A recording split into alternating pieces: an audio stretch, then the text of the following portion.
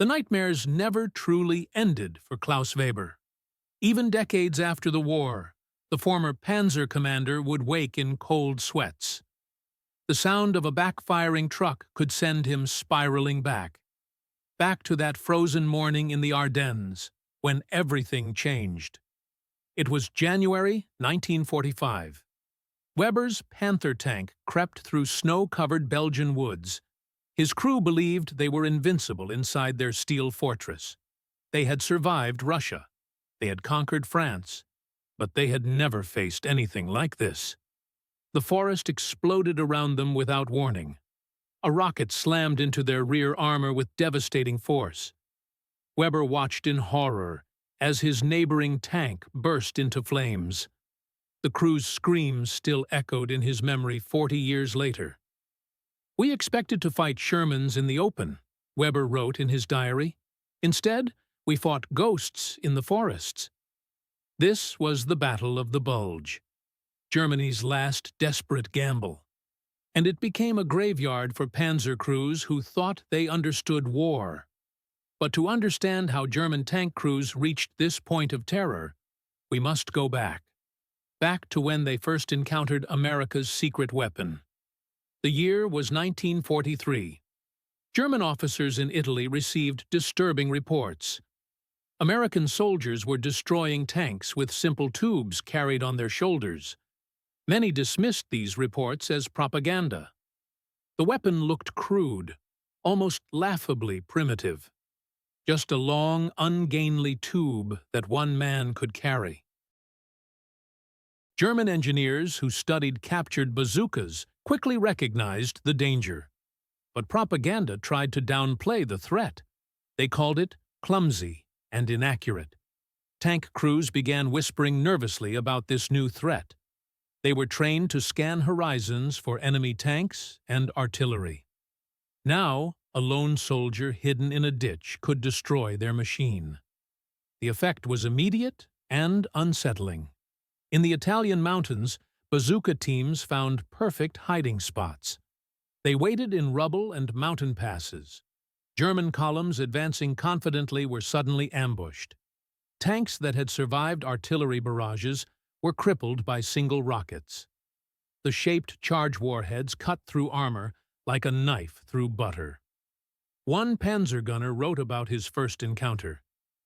"It was like being struck by thunder itself," he recorded. "We saw no gun, no tank, no artillery. Just a sudden blast that shook us to our cores." The machine that had carried them through Russia was crippled by a man with a pipe on his shoulder. For crews who prided themselves on technological superiority, the humiliation cut deep. To be brought low, not by another mighty tank, was unthinkable. But by a hidden infantryman?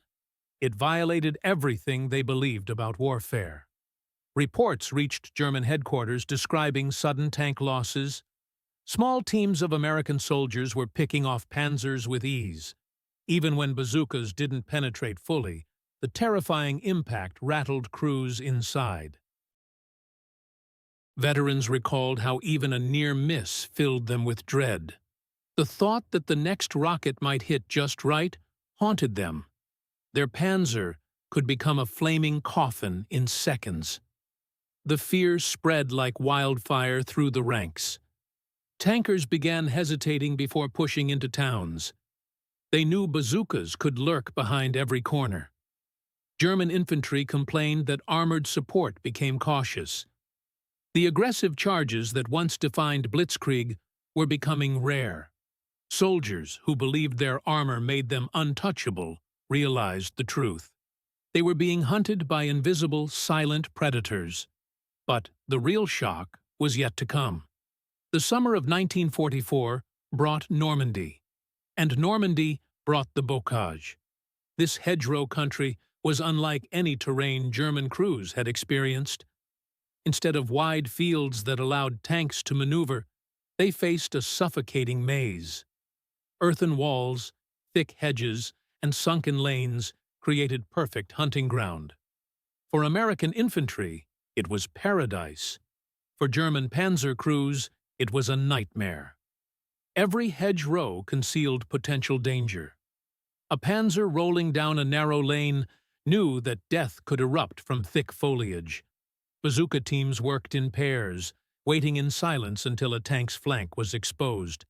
Then they unleashed rockets at point-blank range. For crews inside, there was no warning, just the sudden clang of impact, the deafening explosion, the smell of burning paint and fuel.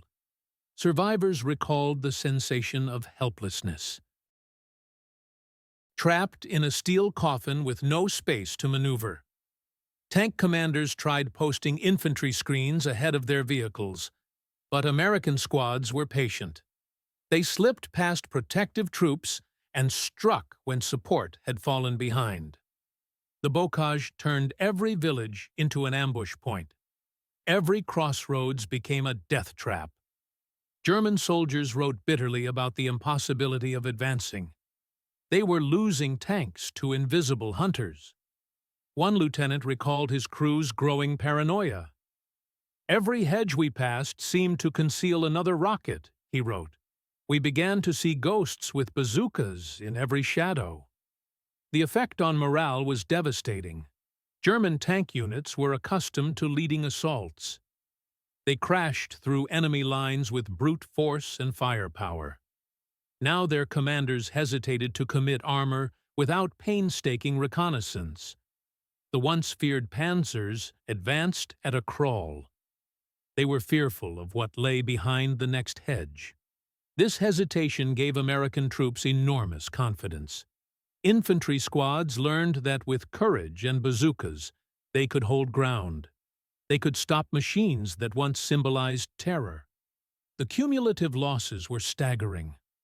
Panzers were not easily replaced. Each destroyed vehicle weakened the German defense significantly. Reports to Berlin spoke of unexpected losses. The shocking effectiveness of American rocket launchers stunned headquarters. But within the ranks, whispers spread more quickly than official communications. Veterans who had fought on the Eastern Front made comparisons. Not even the dreaded Soviet anti-tank rifles inspired such unease. The bazooka's portability made it different. Its sudden appearance at close range created terror. Its ability to cripple even medium tanks was shocking. What unnerved German crews most was the randomness. A tank could survive artillery barrages and duels with Shermans, only to be destroyed by two hidden men with a tube. There was no glory in such a death, no duel of steel against steel. It felt dishonorable, even humiliating to be hunted like prey. Diaries and letters revealed growing bitterness. Some tankers called the bocage a slaughterhouse for armor. Others described Normandy as a place where the earth itself fought us. But the Americans weren't finished with their surprises. By late 1944, German crews encountered something new entirely. American vehicles designed for one purpose alone: hunting and destroying tanks. These were the tank destroyers. The concept seemed strange to German officers at first. In their doctrine, tanks fought other tanks. Yet Americans had created the M10 Wolverine, M18 Hellcat, and M36 Jackson. These machines sacrificed armor for speed and mobility. For German crews used to frontal engagements, these hunters represented a new threat. They appeared suddenly and struck with deadly precision. The first encounters with M10 Wolverines caught many Germans off guard.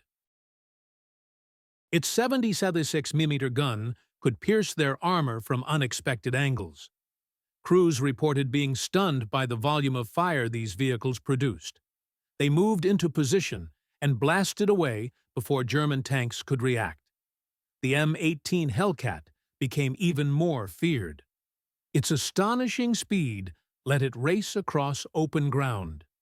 It could outflank heavier German tanks and deliver crippling blows to weak side armor. Survivors described the Hellcat as a phantom. It appeared where it shouldn't be possible. It fired and vanished before German guns could return fire. Most shocking was the arrival of the M36 Jackson. It carried a 90-millimeter gun that seemed almost unfair to Panzer crews. Accounts tell of Jacksons blasting through thick frontal armor of Tigers, something few other Allied weapons had managed reliably.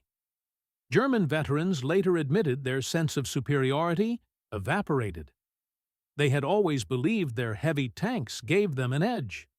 But here was proof that Americans could field weapons exceeding German firepower. Tank destroyer battalions were highly mobile. They shifted across the front to plug gaps or launch ambushes. German officers complained bitterly. Wherever they attempted concentrated armored thrusts, American tank destroyers were waiting. Combined with bazooka teams, these units made every advance costly. German crews began dreading reports of new American anti-tank battalions. It wasn't just the material losses that hurt. It was the sense of being hunted. Their tanks were now targets in someone else's game. The Americans displayed flexibility that Germans struggled to counter. Tank destroyer crews operated with infantry, reconnaissance, and artillery. They set traps that drew German tanks into kill zones. A Panther advancing across a field could suddenly find itself flanked. Hellcats raced at impossible speeds from multiple directions. Veterans recalled the helplessness of watching shells punch through their armor. The shock of realizing their panzers could be destroyed at long range, before they even had a chance to fire back. What hurt German morale most was a growing realization. Their technological advantage was slipping away. They had built their reputation on superior machines, the panzers that rolled over Poland, France, and much of Russia. But now American ingenuity and mass production had created specialized killers. These weapons stripped away the myth piece by piece. The rise of tank destroyers signaled more than tactical shifts. It represented a collapse in confidence.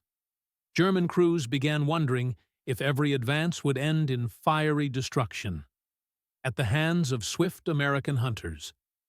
But perhaps the most devastating shock came from coordination. The way Americans combined bazookas, tank destroyers, and ordinary Sherman tanks. By itself, the Sherman wasn't especially terrifying to panzer crews. Germans often mocked its thin armor. They called it the Tommy Cooker, or Ronson, after cigarette lighters.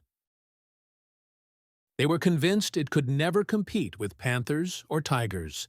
Yet what unsettled them wasn't individual machines.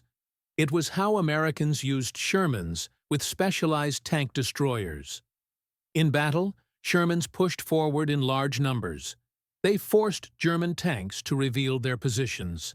The Shermans might not always win exchanges, but they could absorb losses and keep German gunners occupied. Then, while panzer crews focused on approaching columns, American tank destroyers swept in. Hellcats and Jacksons used speed to circle behind German positions. They struck at weak spots with deadly accuracy. This choreography was unlike anything Germans had faced. Instead of single duels, it became coordinated traps. Shermans acted as bait. Tank destroyers were executioners. German accounts describe confusion and dismay at encountering this tactic. Tank commanders, confident in superior optics and gun range, suddenly found themselves surrounded. Their heavy armor offered little protection when shells slammed into sides or rears. One Panther commander later admitted his crew destroyed 3 Shermans rapidly, only to be obliterated moments later by a Hellcat from an unexpected angle. The realization that Americans deliberately sacrificed weaker tanks shocked veterans. They were accustomed to conserving every precious machine. What made matters worse was the sheer scale of American production. Shermans seemed endless. They rolled across fields in numbers that dwarfed German forces. Even if a crew destroyed 5 or 6 in a skirmish, there were always more. Behind those expendable Shermans lurked the real killers, tank destroyers that Germans increasingly feared as much as any Soviet T-34. The psychological toll was immense. Crews sensed that no matter how many enemy tanks they destroyed, the battle was unwinnable. For every Panther lost, there weren't enough replacements. For every Sherman that burned, another arrived, often followed by the piercing crack of a 90-millimeter gun. Infantry coordination deepened the problem. American squads with bazookas shadowed the armor. They struck at German tanks that broke through first waves. A Panther surviving Shermans and evading tank destroyers might still be crippled by a hidden rocket team waiting at crossroads. The layered system created a battlefield with no safe path forward. For men inside German armor, it felt like being caught in a tightening net. The Sherman was no longer a weak opponent. It was part of a machine designed to grind down panzer divisions. The cumulative effect devastated German confidence.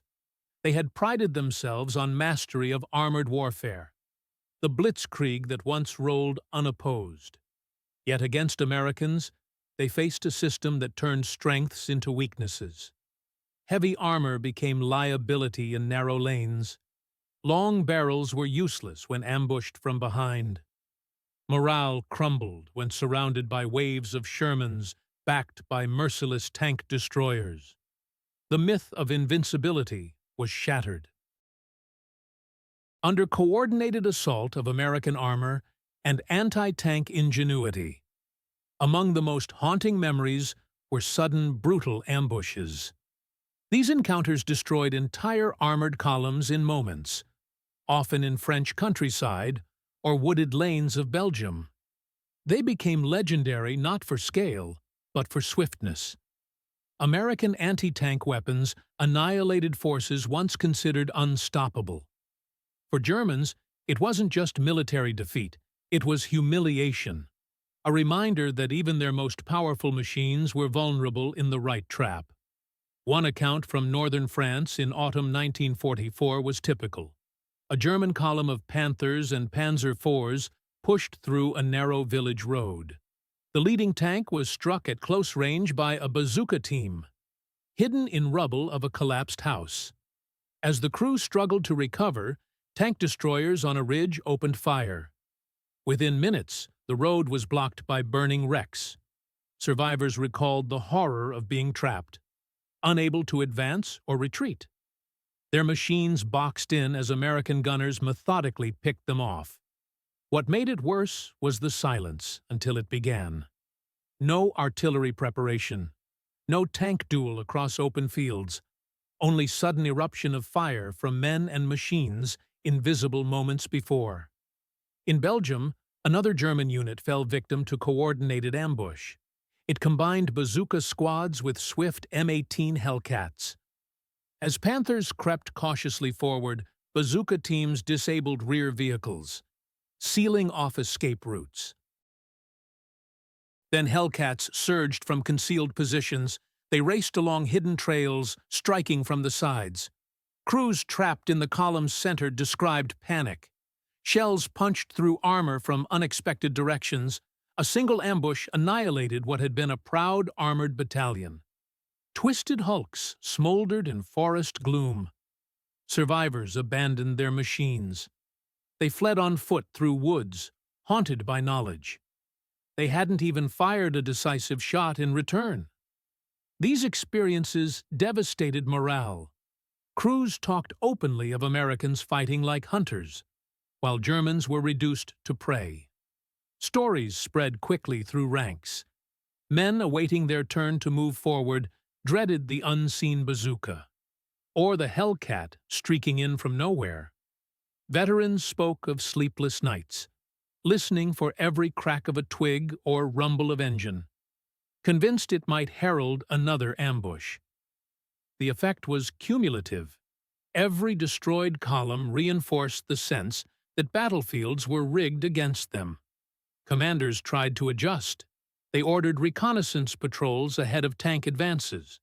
They demanded infantry clear routes more thoroughly. They forbade movement through villages without heavy screening. Yet Americans adapted just as quickly. They shifted ambush tactics, appearing where least expected. To German crews, it felt like enemies could materialize from thin air. The once proud panzer divisions crept forward nervously. They feared invisible enemies waiting in the next hedgerow or grove of trees. The psychological weight far exceeded physical losses. Crews who once rode into battle with confidence began doubting every order, every maneuver. Diaries reveal growing despair. Tankers wrote of feeling doomed before first shots were fired. For a generation raised to believe German technology made them superior, nothing was more shattering. They were being undone not by superior tanks, but by clever traps exploiting their weaknesses. These ambushes became ghosts, haunting every panzer crew. They shaped every decision, reminding them constantly. In this new war of bazookas and tank destroyers, hunters had become hunted. And then came Weber's nightmare in the Ardennes. The winter of 1944 brought Germany's last great gamble. The Battle of the Bulge was their attempt to split Allied lines, force a negotiated peace. German tank crews rolled forward with confidence. They believed snow-covered forests and narrow valleys favored their surprise attack. At first, the assault seemed to succeed. American units fell back. Roads clogged with retreating convoys. Panzers once again surged through enemy lines. But crews didn't expect American speed and adaptability, nor the devastating role of bazookas and tank destroyers in halting their advance. The Ardennes was a nightmare of visibility. Fog, snow, and dense woods concealed movement until too late. German crews pushing down narrow roads felt protected, yet vulnerable. Hidden from enemy aircraft, yet unable to see threats. Bazooka teams exploited this mercilessly. Hidden behind snowbanks or crouched in frozen farmhouses, they waited until tanks passed, then struck from behind at close range. Many German veterans recalled eerie silence before ambushes, muffled crunch of snow, heavy exhaust of engines, then sudden roar of rockets tearing into steel. Crews already cold and exhausted felt hunted. In very forests they believed offered cover. Even more terrifying were American tank destroyer units redeployed to the Ardennes. M-18 Hellcats seemed unaffected by snow and ice. They darted along country roads, circling German armor bogged down in traffic jams. M-36 Jacksons with 90mm guns waited on ridges, overlooking valleys where German tanks advanced in columns. At St. Vith and Bastogne, tank destroyers appeared at critical moments, blasting apart Panthers and Tigers with shocking accuracy. Survivors described horror of seeing comrades' tanks explode into flames. Under long-range fire, realizing even thick Tiger armor wasn't invulnerable. In this frozen, killing ground, Americans used terrain with ruthless skill. They placed roadblocks at choke points, combining mines, bazooka squads, and tank destroyers. German crews advancing through snowy villages found themselves funneled into narrow streets where hidden weapons tore into them from all directions. One panzer officer wrote bitterly after the battle, "We expected to fight Shermans in the open.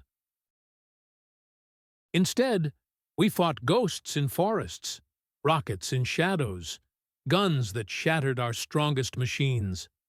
The psychological toll was enormous. Crews described sleepless nights in freezing tanks, knowing dawn might bring another ambush. Once proud panzer divisions stalled under relentless attrition. Even when they achieved local successes, constant harassment eroded confidence. Americans, often outnumbered at the beginning, fought with ferocity that stunned Germans. By January 1945, as the offensive collapsed, many tank crews admitted privately They had lost faith not only in victory, but in the very machines they once worshipped. The Battle of the Bulge became final crushing reminder. The tide of war had turned irreversibly. German crews who survived carried memories of forests filled with unseen hunters, of rockets striking from snow, of tank destroyers whose guns cut through armor like paper. For men who once believed panzers were the apex of battlefield power, the Ardennes was bitter revelation. Americans had mastered the art of tank killing. The era of German armored dominance was over. By the final months of war, fear had embedded itself deeply. In minds of German tank crews, it shaped every decision they made in battle. What began as a technical threat became psychological wound that never truly healed. Crews who once entered panzers with invulnerability now did so with dread, glancing nervously at every ruined house, every cluster of trees, every snowbank along roadsides. The thought of American infantrymen crouching with bazookas was enough, or Hellcats suddenly appearing on flanks. It sapped morale before first shots were fired.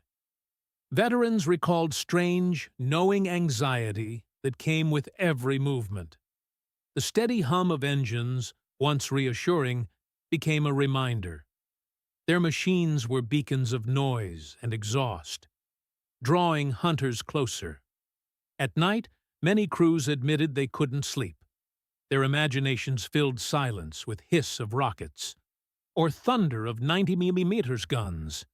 Even when no enemy was present, shadows seemed alive with danger. In some cases, crews abandoned tanks at mere rumors of bazooka squads lying in wait ahead, preferring humiliation of retreat to terror of being roasted alive.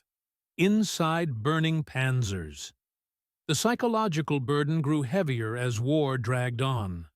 Letters and diaries reveal tankers describing themselves as cattle, driven into slaughterhouses, unable to shake conviction. Every mission was a death sentence.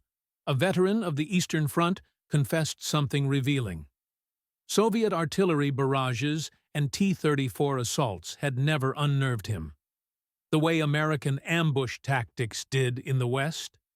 The difference was intimacy. Against artillery or enemy tanks, destruction felt like part of great clashes. But against bazookas, panzers could be destroyed by single men, hidden a few meters away, unseen until too late. German officers recognized the collapse of confidence. They tried countering with discipline and propaganda. They reminded crews of victories, of supposed engineering superiority. Yet these words rang hollow after too many losses to hidden rocket teams or swift tank destroyers. Crews whispered that Americans had found a way to make every advance suicidal. Some reported panic spreading through units.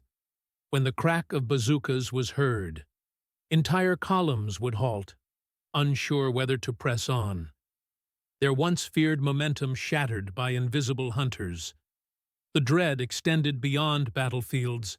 Even in rest areas far from fronts, tankers couldn't escape memories. Veterans remembered nightmares of tanks erupting in flames, of comrades screaming inside as steel coffins became graves. War's end brought no relief for many.